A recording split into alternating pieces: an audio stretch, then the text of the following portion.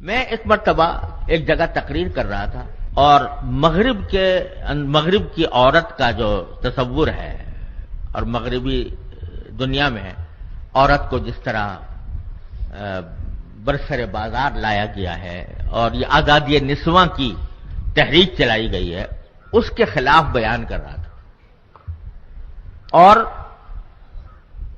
الحمدللہ اس کے اوپر کئی تحریریں بھی میری موجود ہیں، تقریریں بھی ہیں، اور اس میں میں نے یہ بھی کہا ہے کہ حقیقت میں یہ عورتوں کے ساتھ ایک بہت بڑا دھوکہ کیا گیا ہے آزادی نسواں کی تحریک۔ اور یہ عجیب فلسفہ ہے مغرب کا کہ اگر ایک عورت اپنے گھر میں اپنے گھر والوں کے لیے کھانا پکائے تو وہ تو رجت پسندی اور دقیانوسیت ہے، اور وہ عورت اگر جہاز میں ایئر ہوسٹس بن کر 500 آدمیوں کو کھانا سرو کرے اور ان کی ہوسناک نگاہوں کا نشانہ بنے تو یہ آزادی ہے۔ آج مغربی دنیا میں جا کر دیکھ لو، پس سے پس کام عورت کے سپرد ہے۔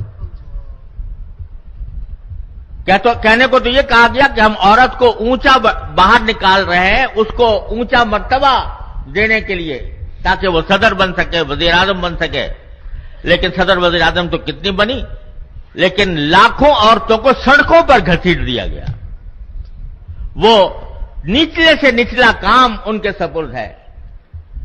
ہوٹلوں میں لوگوں کے بستروں کی چادریں تبدیل کرے گی تو عورت کرے گی، جھاڑو دے گی تو عورت دے گی، ویٹر بنے گی تو عورت بنے گی۔ غرض دنیا بھر کے پس سے پس کام اس کے حوالے کر دیے گئے ہیں، اور اس کا نام رکھ دیا گیا آزادی نسواں۔ یہ مضمون میں بیان کر رہا تھا تو بعد میں مجھے ایک مسلمان خاتون کا ایک خط آیا، اور اس خط میں اس نے لکھا کہ آپ نے ماشاءاللہ آزادی نسواں کے بارے میں بہت اچھا بیان کیا اور بہت اچھی تحریریں لکھی ہیں، اور سچی بات یہ ہے کہ اس پر غور کرے آدمی تو آزادی نسواں کا جو دھوکہ ہے وہ سمجھ میں آ جاتا ہے۔ لیکن میں آپ سے ایک بات پوچھتی ہوں، وہ یہ کہ ہمارے اللہ تعالیٰ نے اسلام میں جتنے حقوق عورت کو دیے ہیں، ان میں سے بہت سے حقوق ایسے ہیں جو ہمارے معاشرے میں پامال ہو رہے ہیں۔ کبھی آپ نے ان کے خلاف بھی آواز اٹھائی؟ کبھی آپ نے اس پر بھی تنقید کی کہ ہمارے معاشرے میں اللہ تعالیٰ نے تو عورت کو یہ حق دیا تھا اور ہمارے معاشرے میں یہ حق نہیں دیا جا رہا؟ تو کبھی آپ نے اس کے خلاف بھی کوئی تقریر کی، اس کے خلاف بھی کوئی تحریر لکھی؟ سچی بات یہ ہے کہ انہوں نے مجھے شرمندہ کر دیا، اس لیے کہ واقعتاً ہمارے معاشرے میں خواتین کے ساتھ بڑی ناانصافیاں ہوتی ہیں، ایسی ناانصافیاں جو شریعت کے بالکل خلاف۔ مثلا اللہ تعالیٰ نے عورت کو وارث بنایا ہے۔ مجھے یہاں کا حالات تو پوری طرح معلوم نہیں ہے، لیکن ہمارے پاکستان کے بیشتر علاقوں میں عورتوں کو میراث نہیں دی جاتی۔ ان کو میراث، جو شریعت نے ان کا میراث میں حصہ رکھا ہے، وہ میراث ان کو نہیں دی جاتی۔ تو مجھے خیال آیا کہ واقعتاً ہم نے کبھی بھی اس برائی کے خلاف کوئی مؤثر آواز نہیں اٹھائی۔ اسی طرح شریعت نے یہ حکم دیا ہے کہ عورت کا نکاح اس کی مرضی کے خلاف نہیں ہونا چاہیے۔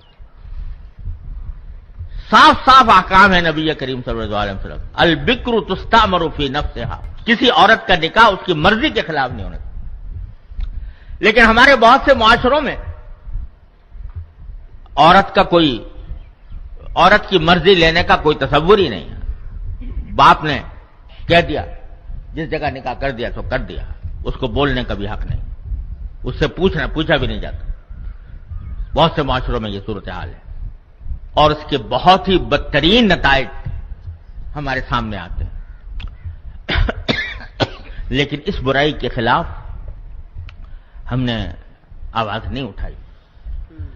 تو بہت سے ایسے اسلامی احکام ہیں جن کی مخالفت سے لوگوں کے حقوق پامال ہو رہے ہیں، ان کی طرف ہماری نگاہ ذرا کمزور ہے۔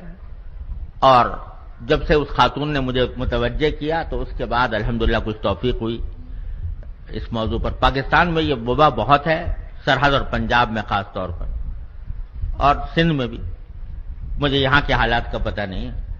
تو الحمدللہ میں نے اس کے بعد پھر علماء کو متوجہ کیا، تو کچھ تھوڑا بہت اس طرف توجہ ہوئی ہے.